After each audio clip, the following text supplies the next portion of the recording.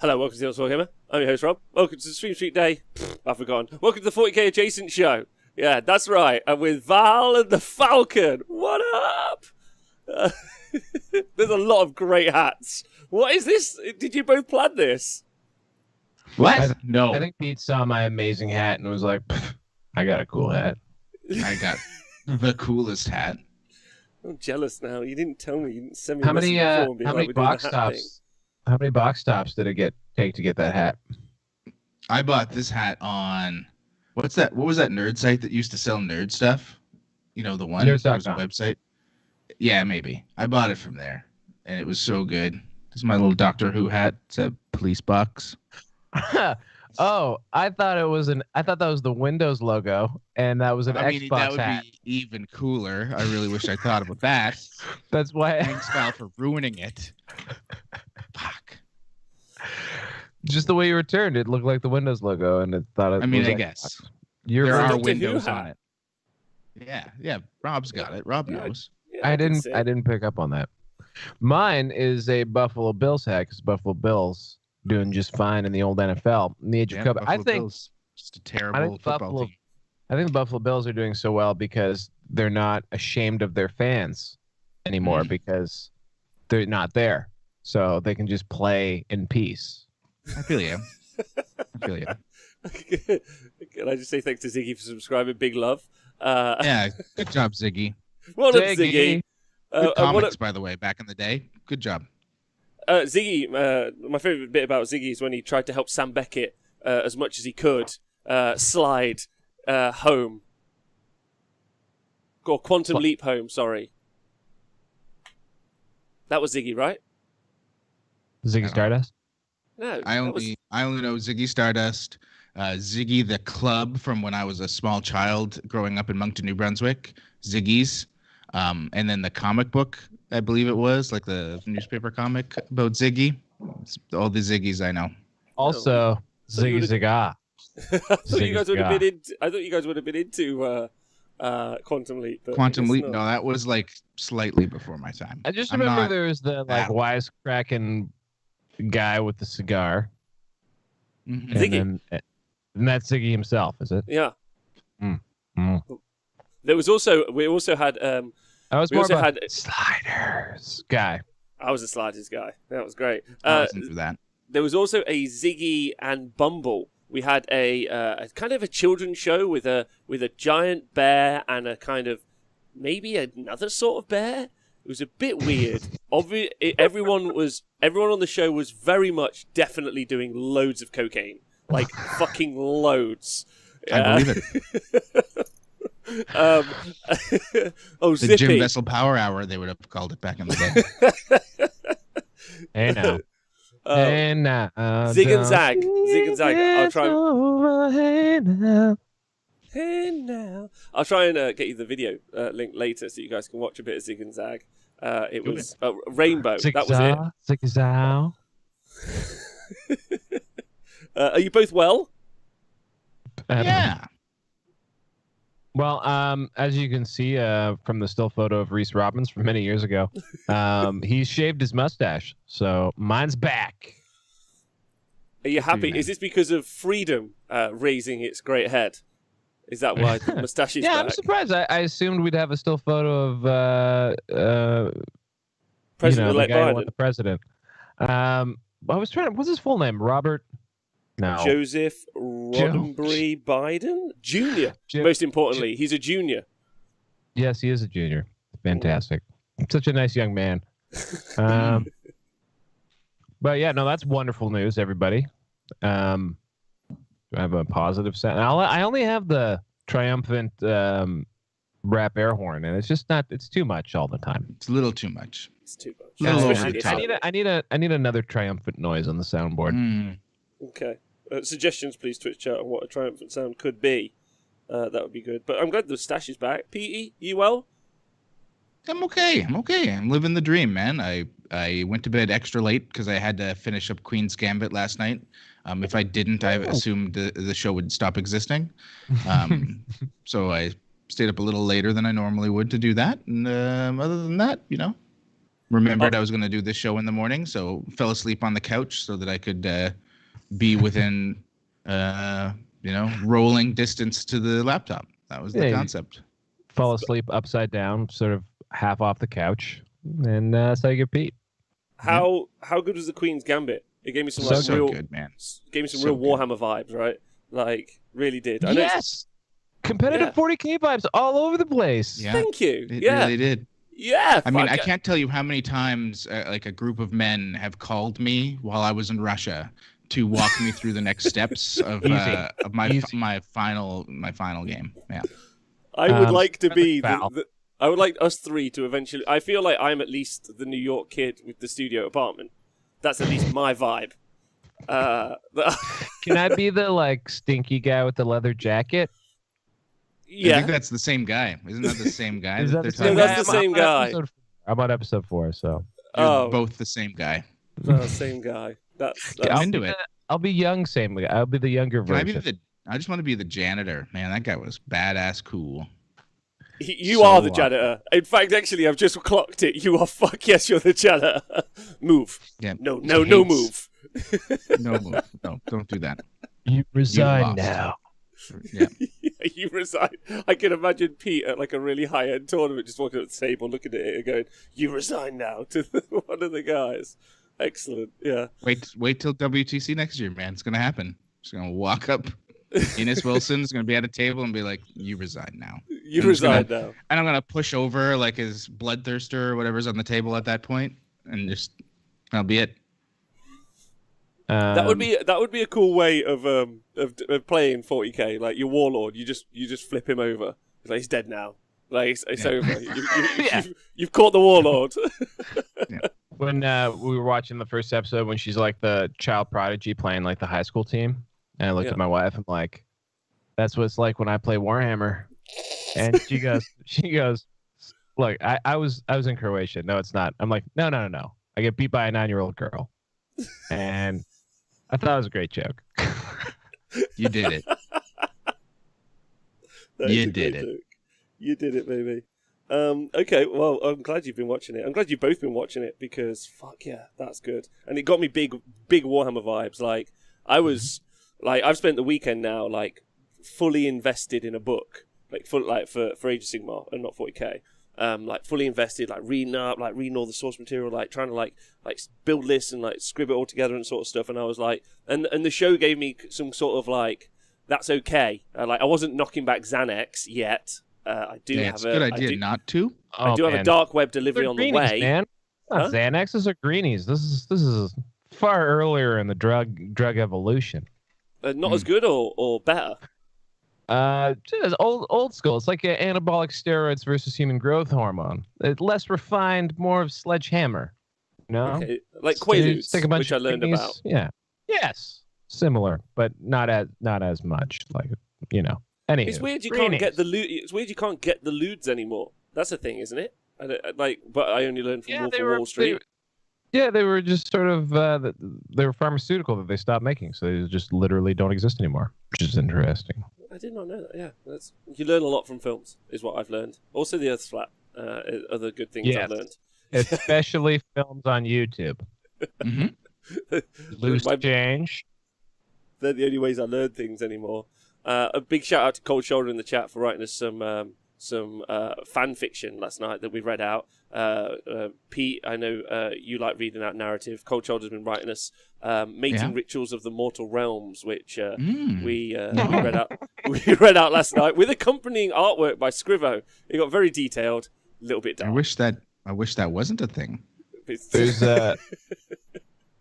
a rival poop shoot podcast called TFG Radio, and they're the judges from LVO. And on this last episode, one of the judges, Danny, went on a pretty long tangent in pretty deep detail about how he really believes that there should be 40K romance novels, and that's an unmined genre, and he had a pretty well thought out.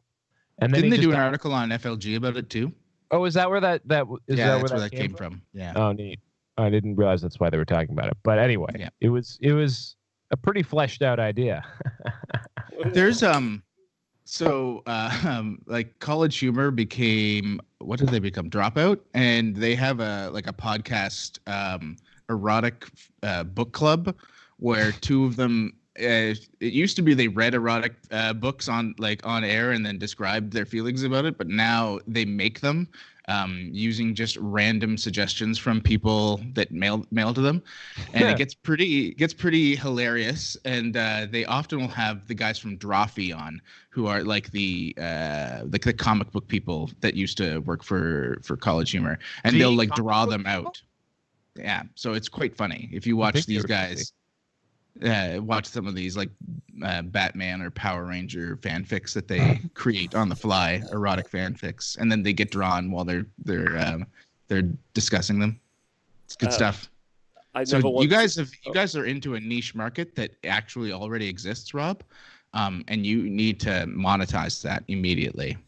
And the whole thing that they got into too is that like within erotic fiction, there's the niche of sci-fi erotic fiction, which is, I guess, where like a lot of the weird like Tao with boobs cartoons generate from, like that sort of a desire to bone aliens. And apparently it's a thing. And he was like, you gotta have the weirdness if you're gonna do sci-fi romance.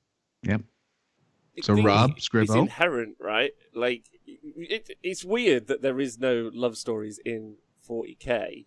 Is it weird? I think so. Like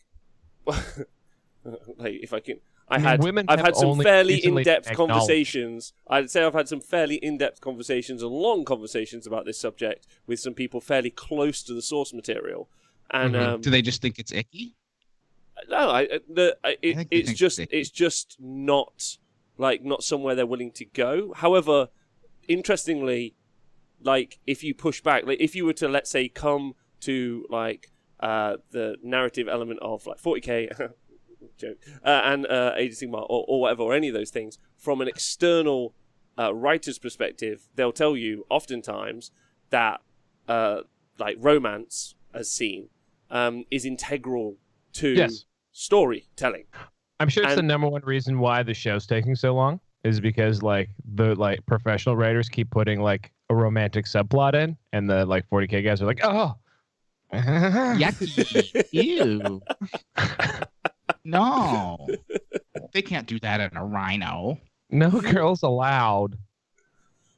Yeah, I mean, so it's weird because actually I think if you intentionally did love stories like you did like 40K romance, it would be weird. But having no romance at all is as weird. Like it's odd. Like you see two characters and you're like, are they in love? And they're like, love doesn't exist here. And you're like, it's pretty important to the human condition. Like, I mean, you've read Fulgrim, right? Like, there's a lot of love in that book. See, Pete, that's the thing. Like, love doesn't have to be like deeply abusive sexual powers. Like, not always. I mean, 90% of the time is fine, I think. But like. Love in the time of heresy. Anyway, yeah, that's an interesting topic. Anyway, I mean, go on. They didn't make it so that like the most important characters were literally asexually reproduced, so that they would just never have to deal with this. So you know, I mean, I don't know if our world is ready for romantic subplots in 40K. I don't think our people can handle it. I would read the crap out of orc-based romance novels. What it would just be spores blowing in the wind. That's a beautiful title. That should be the catch. That should be like the catch line at the bottom of a novel sometime. Like think of that. Like so orcs are asexually reproduced. Let's think about this. Orcs are asexually reproduced. Space Marines are asexually reproduced. Eldar just never have to be born because they all exist already, I think. Are there baby Eldar? I don't even know. Necron. Oh my god, how fucking cute would that be, though? Baby Yoda, baby Eldar. Hold on, let's keep going here, guys. Like, yeah, sorry. I guess Tyranids, they spawn, but I guess they're Turvagon. The Turvagon is the only sexual creature I can think of immediately in 40K. Yeah. Oh, because it's a mother. You got it. Period. Full stop. That is Mother. Chaos Marines, no. But then all the humans. There's a lot of humans in the galaxy, But Val. there's no women. There are women in the galaxy. Is there one female Imperial Guardsman yet? Yes, there's a couple, but there's also a bunch of like Sisters of Battle, which are like an entire faction of celibate nuns. Yeah. Well, Yeah, they don't actually have to. Well, celibate would mean marriage, but they're not chaste. They never explicitly call that out for some reason. Because I chase them. I want you to know I chase them. You're telling me that the Sisters of Battle, who literally have chastity belts built into their armor. Listen, dude, I don't make up this lore. I'm not that guy. Who's having sex with a Sister of Battle? That is high stakes. That is terrifying. I would bet it is. Who is having sex with a Turbogon? Let's bring it back. Like, I'm in for all of it. Where is Mr. Turbogon? Is there romance in that? Like, does he bring her flowers before a big fight? Let's keep going. Who are we missing? We said Krons, Tau. There's Lady Taos. There's Lady Taos. Yep. There That are would Lady be Taos. okay. Okay, that would suggest some sort of heterogeneous. I don't even know what the word. What's opposite of asexual? Sexual reproduction. What's the opposite of asexual reproduction? Sexual, I think. That would be sexual reproduction. Val. All right. Yeah. There are ladies, and also you don't have to just love a lady. So there's a lot of there can be like some real. I'm literally just talking about how like let's not like beyond just like love in the 41st month. They have literally written out the need for sex for like I just mentioned more than half of the factions. Like literally made it so that it doesn't need to narratively exist, which is pretty intense. It's pretty intense. Like, and again, not to bring up that rumor about the church again. But isn't the thing about repression is that shouldn't all of it be about sex? In that case, like, shouldn't everything be about boning in 40K at least on some level? Maybe intentionally avoiding it is surely making everything about it, right? Maybe this is the Eglinton way. Maybe it's just weird. Maybe that's why everybody's weird about this. Yeah. Yeah, it's weird. It's a fun. So plumbing the depths of sad facts about our favorite thing. Well, talking about sad facts about our favorite thing, the FAQ came out. Oh, man, you're like a fucking professional. Thank you so much. It's probably the only good thing I've said today so far. The FAQ came out and rocked no one's world. Nobody. No, this reminds me of the last Space Marine false flag. I don't know if you remember that. That was a good day. That was a great day. I don't know. Just seems silly, but whatever. Why did they go with the lower points option for all the upgrades? I know. I agree. Like I don't give us something. That was probably to just that because clearly I think this is my belief. The ones in the back. That's what the playtesters said it should be. And they were like, fuck you.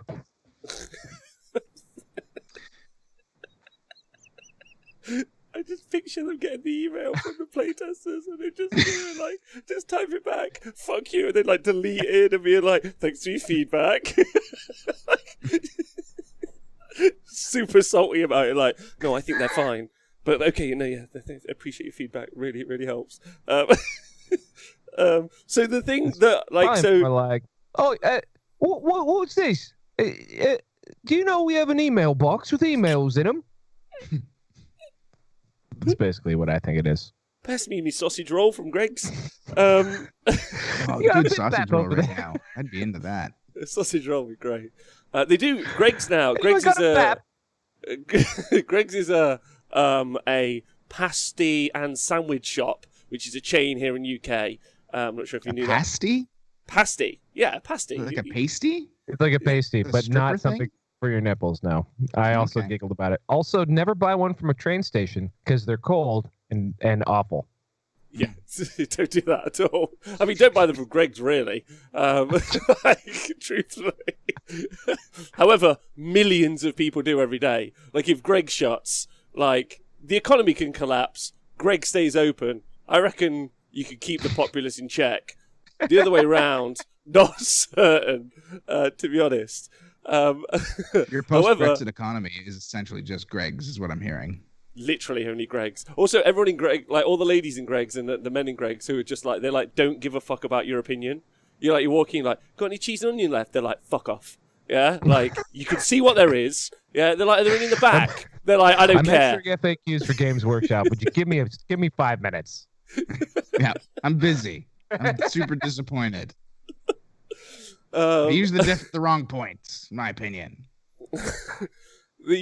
Anyway, Greg's, which is quite like populated by people who there's no way to say it right. Okay, it doesn't matter. Anyway, they led the charge on producing a bunch of vegetarian and vegan options. So you have like vegan sausage rolls now, and also a vegetarian steak bake, which is fucking delicious, may I add. I assume that there's absolutely nothing in there that a human being should consume, but delicious nonetheless. Absolutely lovely. I don't know why I brought that up. Anyway, sorry. Talking about the FAQ. Yes, FAQ. I mean, there's nothing to talk about. Yeah, nothing really there. It's just clarifications on what everyone knew were errors, like the Primaris Apothecary it actually is an apothecary, which is nice. Now people can quit with that. They use the lower points cost. You think that means that maybe the custom Stampa will be a Stampa? I don't think, because that one was an intentional back in the day, right, for Forge World to keep the Scorpius in line due to what's his facial head. I know. So, but yeah, like it's but really there was some Necron's glaring... got the clarification on Deceiver, which is good because now he's like the rewording of it makes him very, very good. I would say excellente. Well, French. He's now French. Perfect. That's how we know it. But they did some stuff which, like, as consuming some of the media that I do, I was told very much that Dark Angels in the Inner Circle were way too strong, and that they would change that, and they have not changed that at all. I don't expect any changes to happen until they have an actual codex supplement, because that's been printed. And then a month after that. Yeah. And so probably, I do believe they have moved to being a relatively data-driven group when it comes to making any kind of changes like that. And even then, you need a lot of data to do it. And we're not getting a lot of data. So, yeah, I think unless we get a bunch of events lined up that are getting smashed by DA, we're not going to see much. I mean, they've had a couple of second place finishes, really, and that's about all they've had since the index is launched. So maybe they're either not as strong or people are waiting to see. I mean, there's been very few events, once again, because we've hit this second wave for most of the world, and the U.S. is on their, I don't know, second crescendo, I guess you could call it. So it's the third, actually. I think it's the third peak. Yeah. They're really knocking it out of the park. Listen, if you're going to be the best, be the best. So all the way. What was I going to say? It seems like a weird one. Like we didn't have any Age of Sigmar events of the weekend either. So that was like, okay, lol. Like, what do you do? Boring. Yeah, we had 3 events on the weekend. Marines won none of them. So that was cool. I got Orcs won 1, so I got to throw some shade at John Lennon from Art of War, because he thinks they're like a C-tier army, and is desperately fighting the fact that Goths shouldn't win anything, even though they've won 5 events now of the 21 we've had. There's a quarter of events have won by that list, but they're awful. So I like to throw shade whenever they do well at them. Seems like a strong opinion to have in the face of fans. Everyone else is bad. Yeah. It's like I listened to a little bit of the WTC Squadcast last night. Sorry, Neil Kerr, if you're out there. He's breathing heavy, but nonetheless, it's like, here's this unit that everyone thinks is good. Y'all, it's shit. It's shit. Like, everything was shit. That's super awful for normal players, and I was just like, guys, this is too much. So they didn't like the ATV. They thought that the ATV res thing was stupid. Why would you ever do that? They talked about how eradicators were no big deal. It just reminded me so much of people talking about uncomped invisibility in 7th edition. It was just like the old times. Where like there's all these things that clearly make people's lives miserable, and they're like, get good, scrub.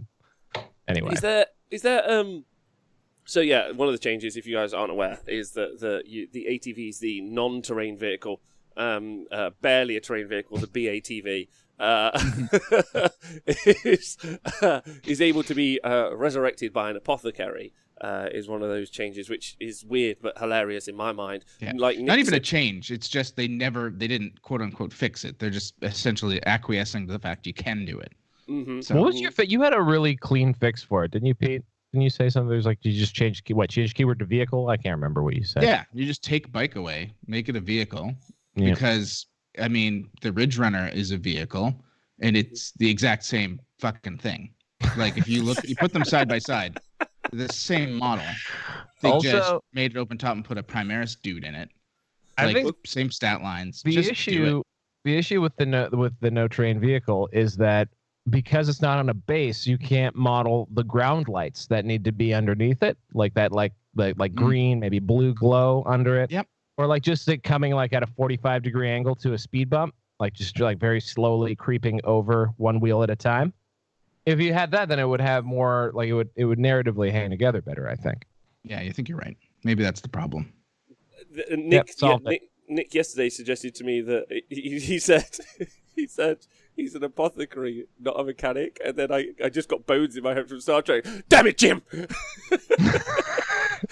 Like, I'm a here's the doctor! thing. I get what they're doing. It's wide open, right? So 100% in their minds, the apothecary is just like walking over and bopping the driver in the head with his like Healy what's it, and that's fixing him. And then they're like, okay, let's get the motor running again. Meow, meow, meow. We need a Healy what's it. Brr! Like that's basically all that's happening. Johnson took it.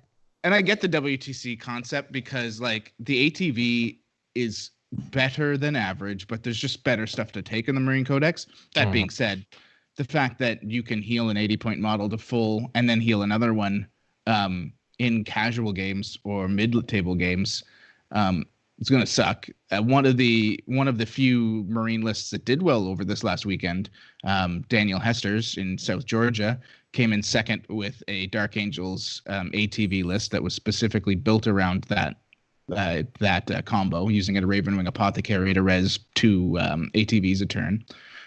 So it's definitely something that exists. Regular schlub apothecaries can interact with Primaris. Yeah, anybody can. They can just live their dream. That's kind of it. I've never actually put that together. That you can't like non-Primaris can't share transports, but they can share needles. Interesting. Yeah, it's a drug thing. Huh. Yeah. Must be it's a Nottingham thing, I guess. How dare you? We discussed yesterday how Nottingham has really, really grown as a community, because hundreds of years ago we were quite famous for our bow crime, and if we learned anything from Leon, we really up stakes and we're way better at knife crime now, which is, it's harder to do. You do have to get closer. Let's not forget your stick fighting crime as well.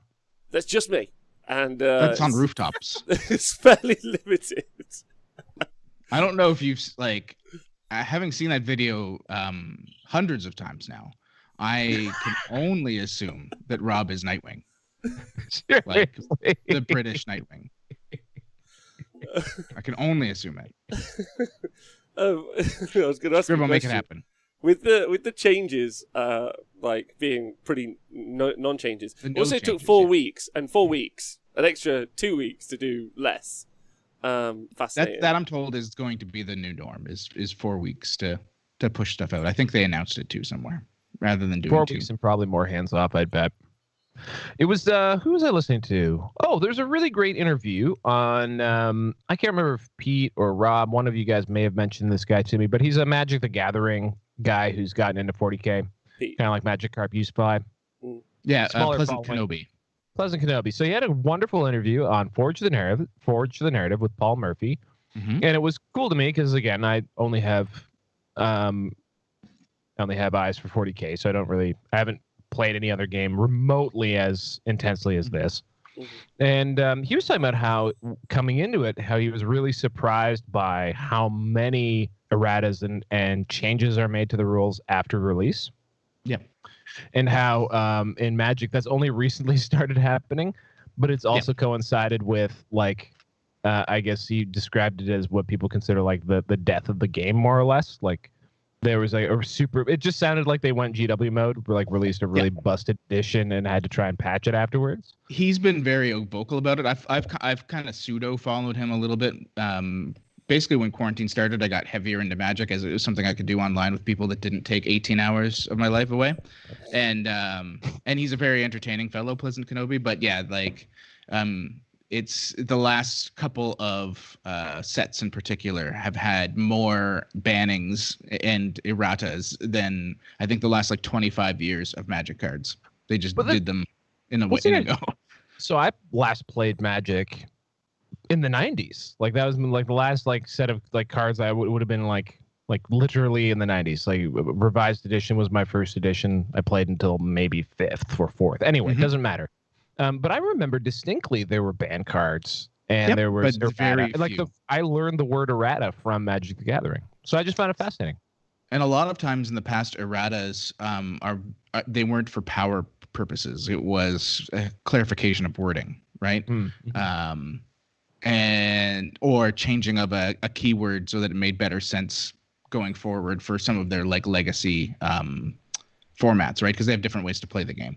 So, but lately they've like completely changed how cards worked because they were just busted. And they were like, yeah, sorry, we made a mistake. There was a new rule called Companion that when it came out, like 4 of the companions were absolutely broken. So they had to completely change how it worked.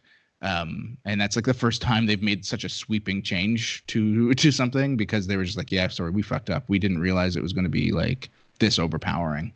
And they've recently released cards that they've just had to like, they banned a card like 3 weeks after it was released. They waited for one event. And then when it was like 90% of the top decks ran that card as the main feature, they were like, okay, never mind. We made a mistake.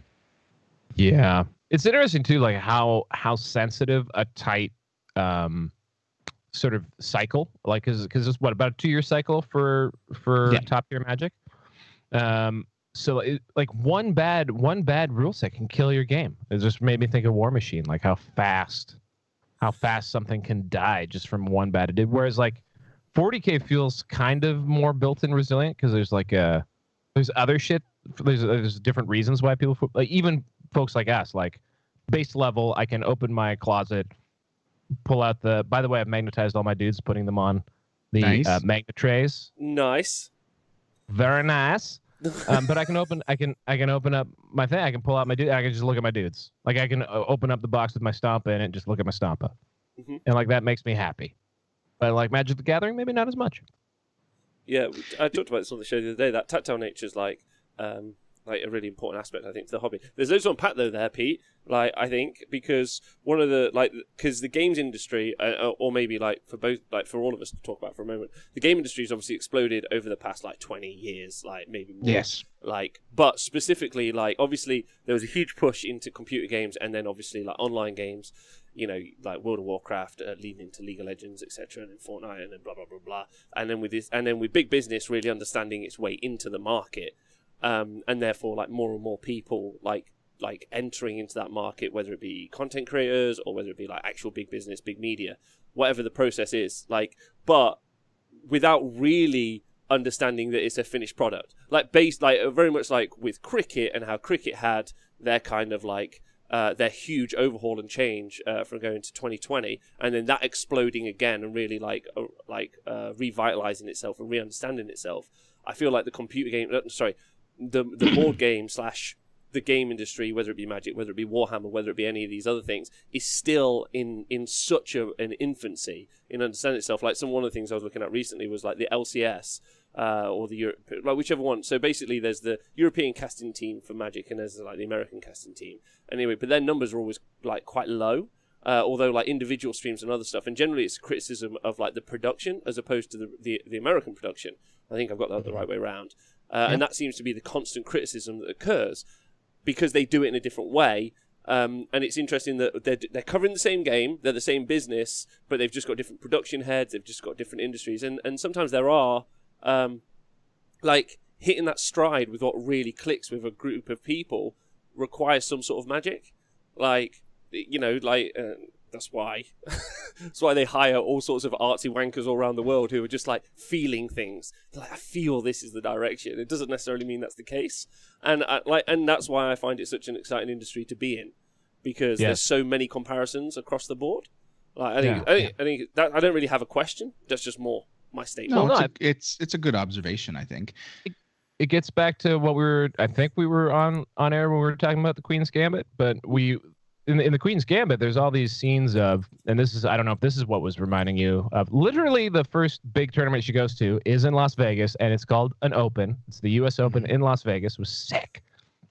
And anyway, I almost ruined it for my wife because I almost made it about Warhammer, as I do. Anyway, there are people playing a static game, like hushed in like big tight circles, watching people play a board game. And I thought to myself, look at all these idiots who say that like no one wants to watch Warhammer. You know, like Warhammer is this, but with way cooler shit happening and like fun rules and stories and lore, and there's always stuff like how could this not be entertaining as long as you have some form of a hook? And anyway, so Rob, continue living your dream because I think it's going to work. And also just to your other point about like IRL games, I think as time goes on, for example, in like service, financial industry, any industry, I think human service, like actually working with a person, will more and more become the luxury good.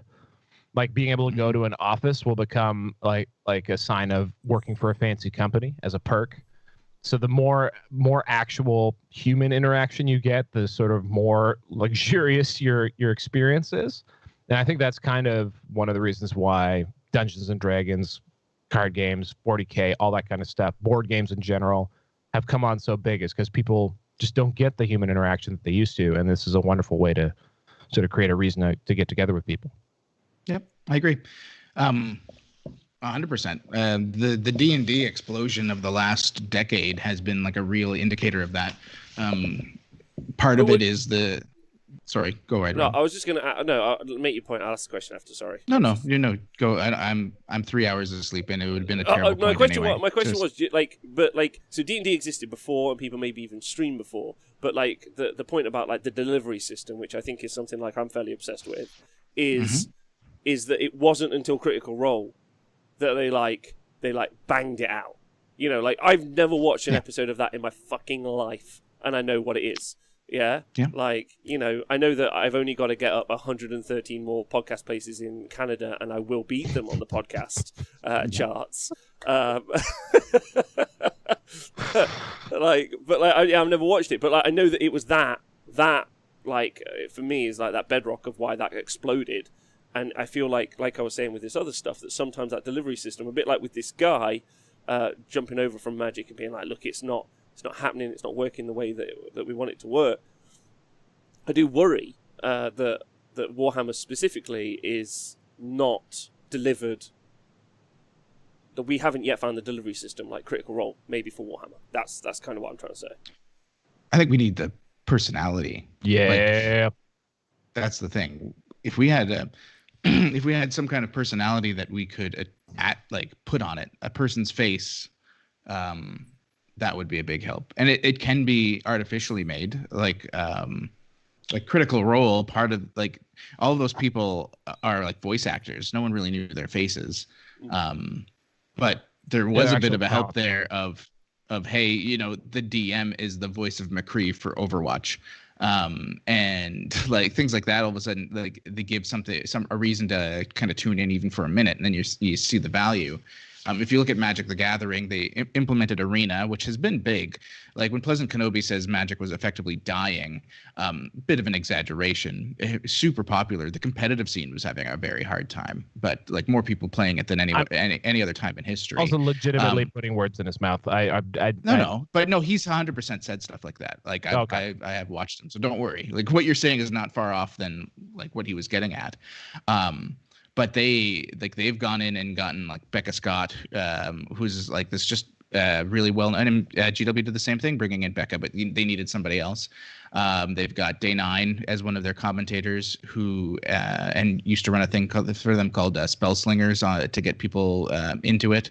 And he's a very popular StarCraft streamer and entrepreneur. So if you can get the right faces on the screen, that's a big help on top of getting that production value where you need it to be. I agree with Rob that I think there is a problem in that, like, the place people are going to be apt to go first is Games Workshop for this and their Twitch streams, etc. And while I think they've got most of the production value, they don't have like the refinement they need, and they don't have the people they need as faces to really move the bar, right? So I guess what I'm trying to say is if they did what you're doing, Rob, but had someone super charismatic on the fucking stream, they'd win. They would win. That's what they need. Let's not forget, because I really like the subtext of this conversation is Rob is a guy who literally spends all of his time trying to attract an audience. Spent 5 minutes talking about you just need somebody with a personality that people like, you know. Well, not just like he also needs a base. He needs yes. Yeah. And Rob, although I would push back on that, Pete, which I agree with. I've always said, when I was at Games Workshop, I was like, let's hire some good commentators, not me. So listen, I'm on board. Yes. We're stuck with me for a while, but we all want to get a better not me, huh? Well, just look at like tabletop, like you remind me a lot of Lawrence from that perspective. Like if you look at Tabletop Tactics, the evolution of that show has been like the more success he's had, the less you've seen him on the channel. He didn't want to be a presenter. So like as time goes, like he wants to be the guy like running the stuff from behind, like being the producer, running the actual show. And so he's got his pals now, who actually handle the on camera bit, and he gets to do all the other stuff. So one day, Rob. One day. Thanks, bud. Thanks. We just gotta get this. We just gotta get this. I appreciate appreciate the honesty, out of the way. It's the point. It's the point of the show. Also, but I think there's also like there's a humbleness to it as well, because like I had this frustration with Stat Center, right? Which is I think I'm the coolest motherfucker alive. Why doesn't everyone instantly agree with me? And then then there are people who just sort of they get like how to attract an audience, or maybe they just happen to do it. Like you got to use an example, like the example of Titans, Tabletop Titans. Those guys are really good at engaging and drawing a crowd, and they also have a good time zone. But like beyond that, like they seem to really get how to build an online audience and engage with people and grow a stream audience. Period. Like the Tabletop Tactics guys, like they also, in their own way, using YouTube, were able to engage and do that, but not necessarily in the style that I would have thought was like wildly cool. In fact, I started interacting with them, basically giving them shit about what I thought was lame about their channel. And Isn't that how you start interacting with everyone? Yes, that is exactly how it is. And for some reason, people don't tell me to go myself every time. I don't know why, but yeah, I think it's interesting. Like it really does take like a lot of. It's like that in writing they have a saying which is kill your darlings. Like don't get like to not get attached to any one piece of the production and just keep trying to find different looks until it works. Which is something I feel like we've at least done several times, like reinvented. Oh, yeah. I was going through my laptop earlier, like I was like, oh yeah, the overlays for CCBB, like, and I had them still on, and I was like, things have changed since there, and it does change around. You do have to keep working through it, and I that's the whole point with us setting up the venue and everything that we've tried to do is instead of just going to events at time, okay, next event's a month's time, if we do it week in, week out, we should be able to develop as a team. That's the other part as well. Like, it can't just be me. There has to be a team. And then we should get there. But I think you're right, Pete. Like, if they brought in a bunch of external personalities who already have a big audience and base, then you could transfer them across. My problem is that in that situation, what you're doing is you're taking an entertaining, charismatic guy who can talk about anything. And people are like, I love that guy when he talks about stuff. And then you put him in, like, Becca Scott's a good example. She's a great lady. She does some cool stuff. Okay. And now she's making a video for Warhammer. However, that video was, like, inherently missing all the points for what I needed from a video. like, because it wasn't being built for the audience that already existed. It was just to entertain an audience of so it's just a fan. So it also had a vagina involved. So as we've already covered, that's going to be a problem for the community. Yeah, whereas it really is. Whereas I truly do think you almost have to develop a homegrown set of presenters, because inherently you understand what it is the audience needs to know. Like, you need to play the game to know what the audience needs to know. And I think you're right, but I think you can do both, right? If you look at, if we want to keep on the track of like Magic the Gathering, they stream events now all the time. They used to, like, they did it for years and years and years, but now, you know, they'll get tens of thousands of people tune in. When they started, they brought in Day 9 because he was a well-known shoutcaster who had some understanding of the game. He's since become very good at it. He plays it all the time on stream. But it's not just him, right? It's him and like 4 other commentators that used to be Magic players or, you know, world stars, etc. So like they have that mix and match where you can have a guy or a girl that brings in the viewers because they're like, oh man, I used to play StarCraft, or I used to play League of Legends, and this guy's fucking incredible. They're so funny, or they're so insightful. I want to tune in to see them. But at the same token, they're also like, they have these second and these tertiary people that are also there that can explain like the in-depth detail of why this is important, why it's been important for X amount of years. And it's just about finding that right group, because I don't even think they have it right yet. Watching with their streams, like some of their people are fucking terrible to listen to. Like I want to rip my ears off. So I missed the topic sense of this paragraph. Which stream are we talking about? Magic the Gathering, like because they stream and they get tens of thousands of viewers. Part of that is just because the game itself is so popular, but I mean they're also getting people in because of commentary.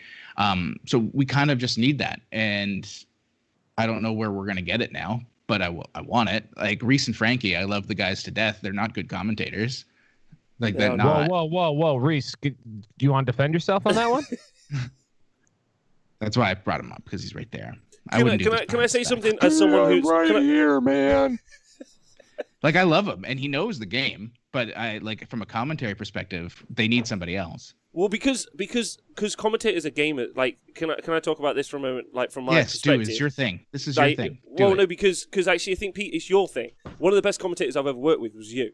Like, that's a fact. That's a flat fact. And let me tell you why. Because I don't think you necessarily turned up thinking, how am I going to structure this conversation over 2.5 hours or 3 hours? But you passionately care about all the data points that occur inside of a game.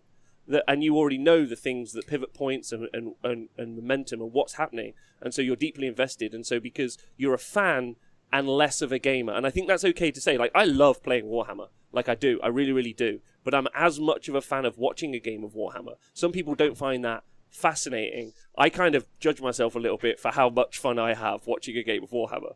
But I can be beside myself. Like, it's something that I'm deeply passionate about.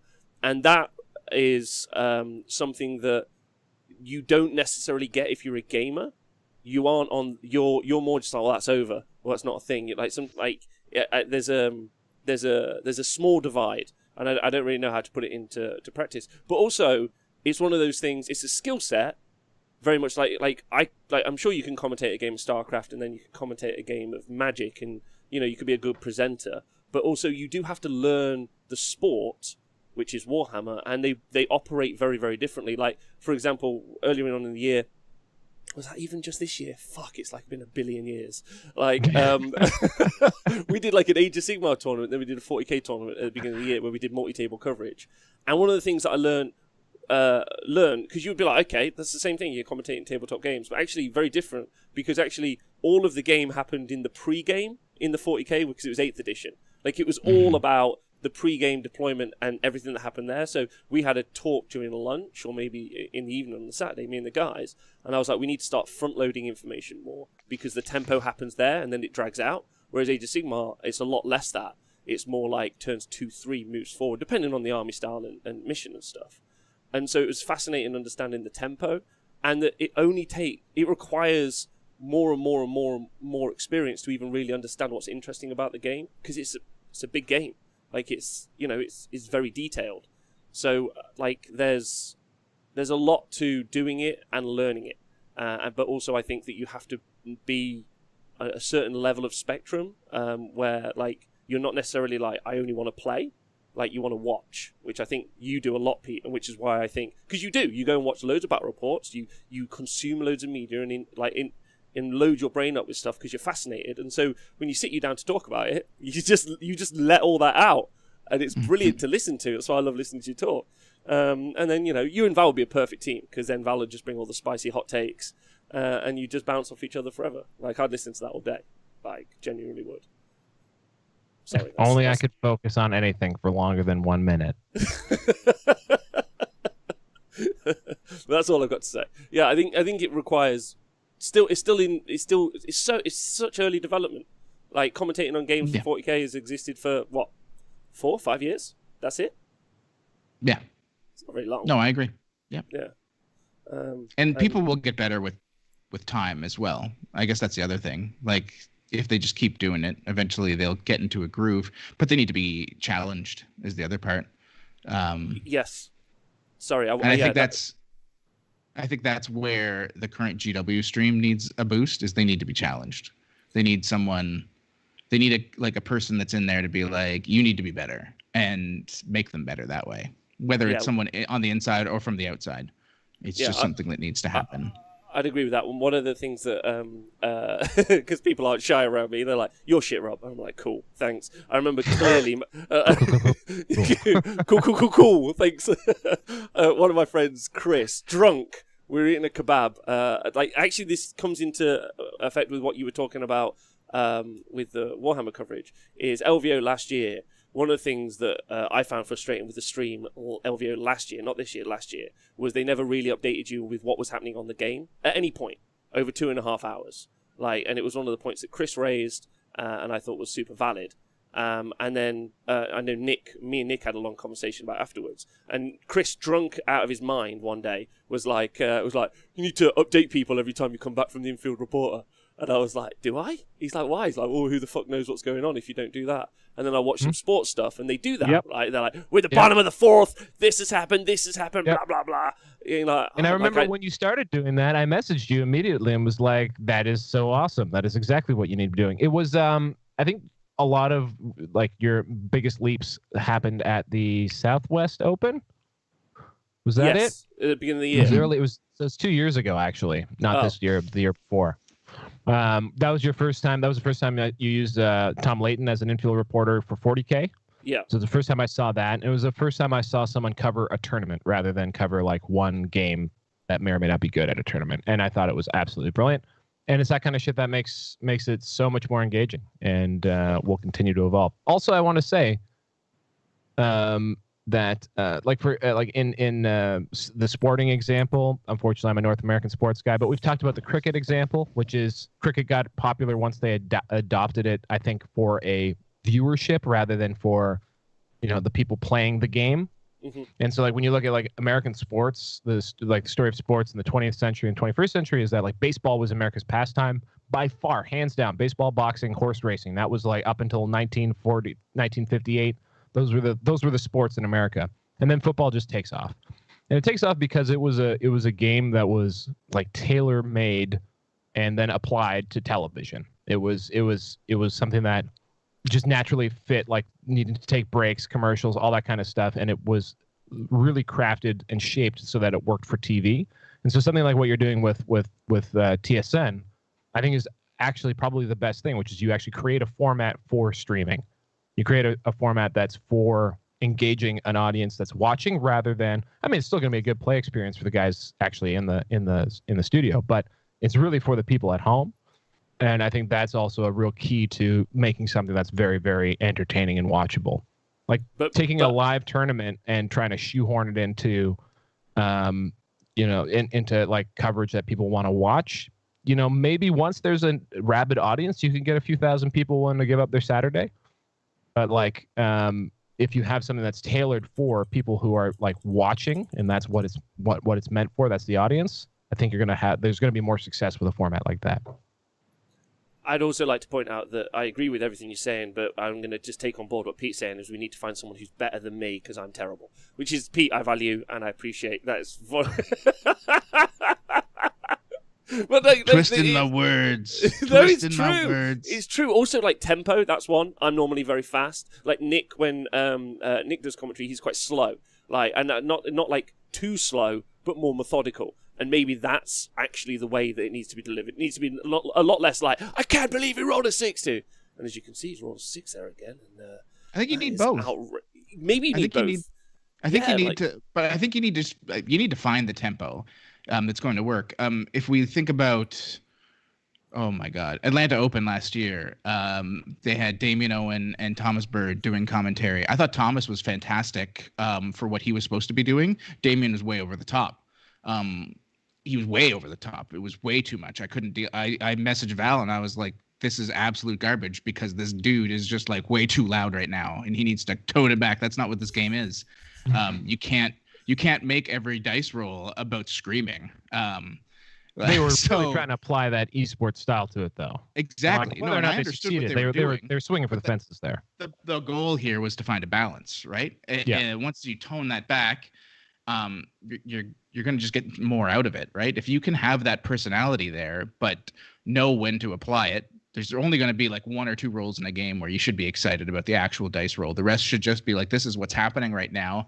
Here's the actual background cool stuff that's going on that's more important. This is what you should be excited about. I think back to the CCBB when we watched Vessel versus, oh God. Was it Demons? The GSC. No, GSC. Oh, yeah, the GSC, of course. Vessel Fucking Cyclops, gorgeous man. And he pulled off the heroic intervention. And like that move, I was like, this is something we should be excited about because it's very small. No one's going to see it, but it's changed the game. The game is effectively over because of this, like, very rippled brain play of Jim Vessel.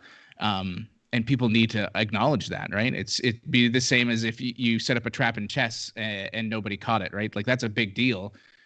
But your average chess player isn't going to realize it. So when that rook moved to that spot, like the game was over. As soon as he moved his pawn, you just needed to be able to express that, and that's where the excitement needed to be. It's not the dice rolls; it's where the positioning happened to set this up.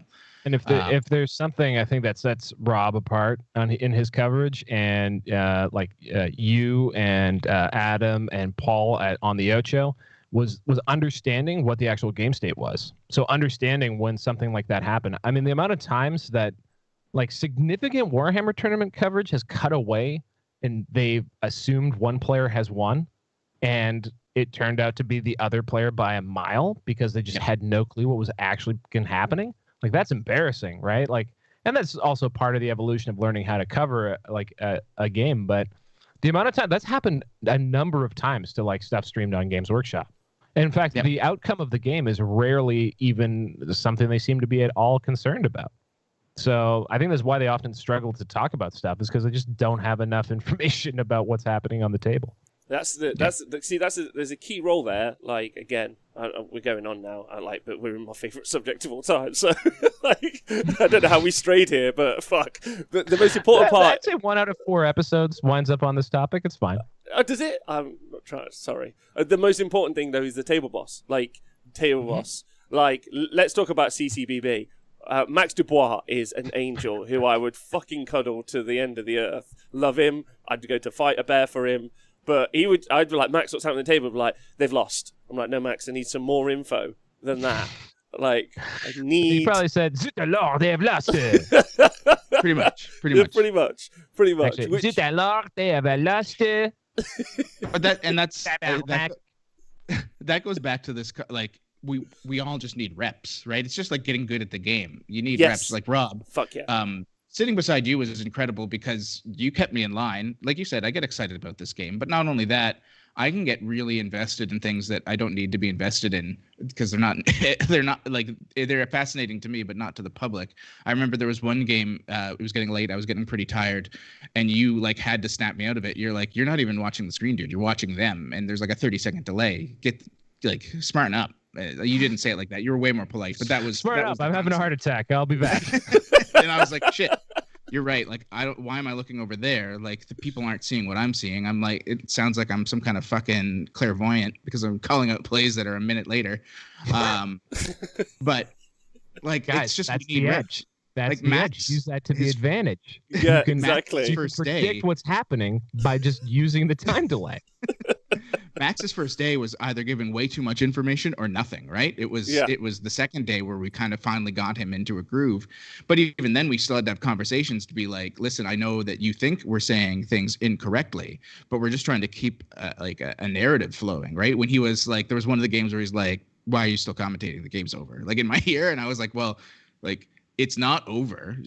We need to have some kind of entertainment value here. There's a story still to be told. Yeah, and also like one of the criticisms that like I try and take on board a lot, and I need consistently telling, and I might put up like a plaque or something. Is like, is just because I know it's over doesn't mean the audience knows it's over, and also like, but just because. Yes, you're going to move the pawn there to the rook, to the other thing, and then that is going to be checkmate. You still need to see all of the moves happen so you can see the conclusion, right? Like, it still needs to occur in that order. And one of the fascinating things in some of the games that I've seen played is the game is over if they do all of the right moves. And some of them are blindingly obvious, and sometimes they don't do them. Like, that's the shock. Like, well, not just that. It's a game of probability, and sometimes you can be like, there's a 98% chance this dude wins right here, and then he rolls 8 ones, and you go, oh, the game is now not over. And while it's rare, it is still a thing that like that's why we can't be like chess, where both players look at the board and then one shakes the other person's hand even though the game's not done. It's because it's done in theory, right? We can't really do that because there's that like inherent probability thing that can kick in, and all of a sudden everything is just fucked. And somebody has to backtrack and rethink an entire strategy. So yeah, and I think too, like when you look at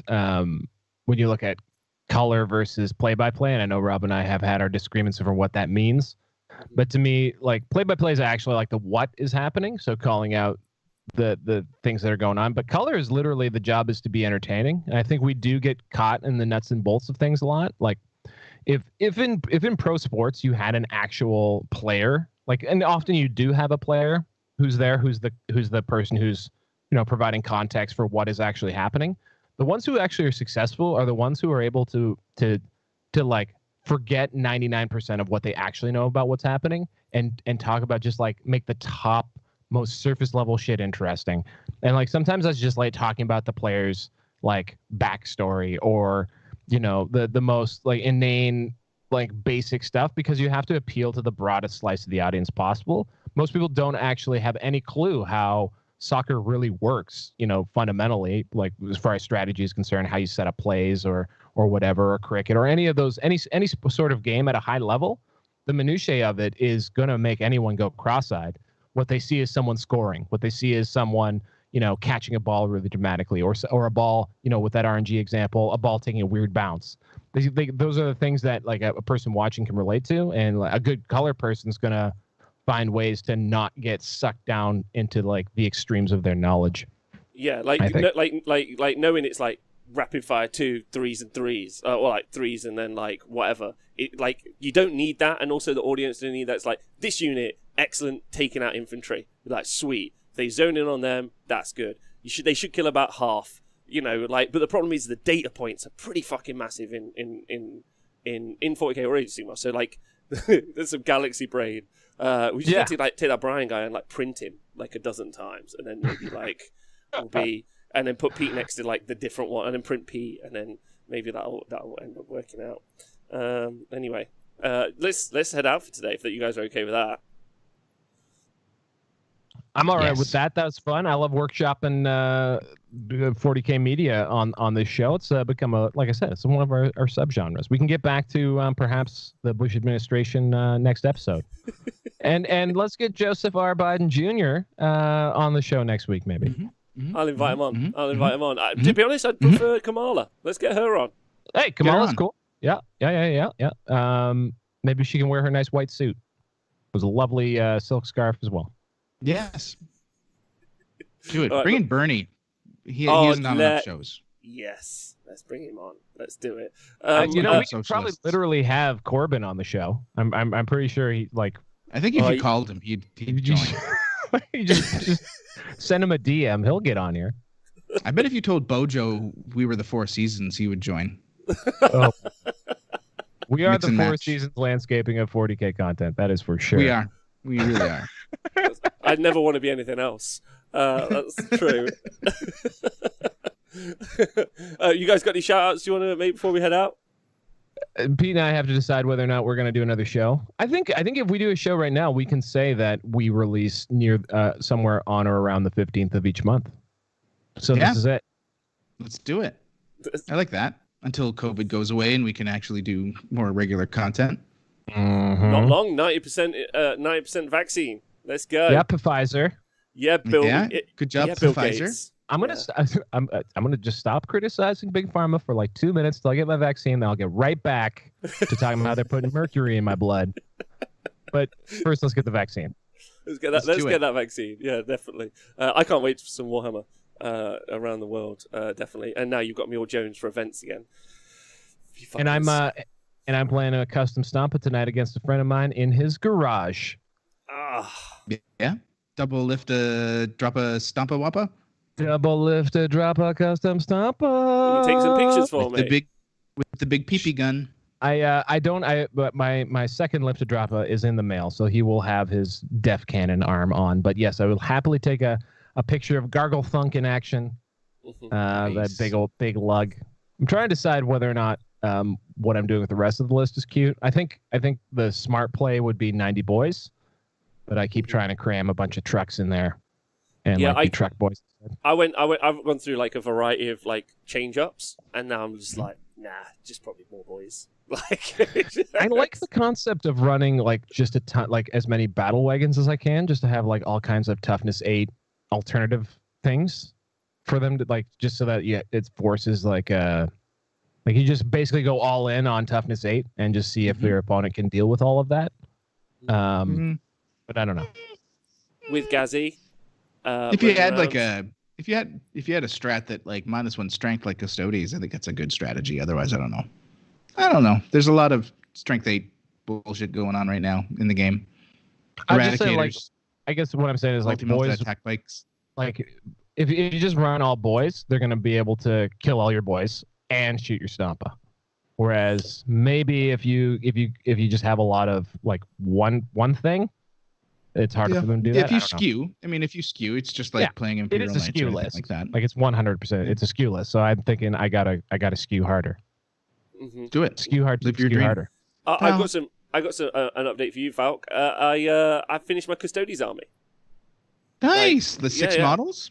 Well, no, I already had a bunch of models, but I finished off the bikes. So now I've got like 20 dudes on foot, 3 dreadnoughts, and 6 bikes. So I'm like pretty hyped. Nice. I can't wait to not play that for at least 6 weeks. Here in the UK. I've been painting Blood Angels like crazy. In between, kind of doing some stat stuff. I've been watching a lot of. I guess I'll do a shout out. And this isn't someone who needs a shout out because they are probably a millionaire. Cassie Korokov. She's the director of machine learning for Google. And extremely amazing statistician. If anybody is ever interested in like the baseline for data analysis versus statistical analysis and all the good things that come with that, she does these very easy to watch videos that are like 3-4 minutes long, but they explain like all of the core concepts of the stuff that I'm most fascinated in, at least Bayesian and frequentist theory, etc. And I just love her stuff. They're also generally quite funny. So yeah. Tune into her on the YouTubes. I want to watch that really on the good YouTubes. stuff. After Wiz Khalifa stops explaining to me how the Earth's flat, I'm going to listen to that next. I think is going to be. This is from a follow-up. No, I actually don't really want to watch that. All right, okay, we got to go. Val, big love. Pete, thank you. You guys are angels. Love you guys. Mwah. Yeah. Love you, chat. Yeah. I rarely acknowledge Love you guys. Chat, I love you guys sometimes. Most of the time. 90% of the time. Pete, what was the name of that person again for Meatballs? Cassie Kozyrkov? Cassie Kozyrkov. Cassie Kozyrkov. None of us know how to say it. I'm going to end on Cassie Kozyrkov. Podcast guys, stay hydrated. Look after yourself. Patreon guys, big love, big nipples. And of course, everyone watch The Queen's Gambit. We'll see you soon.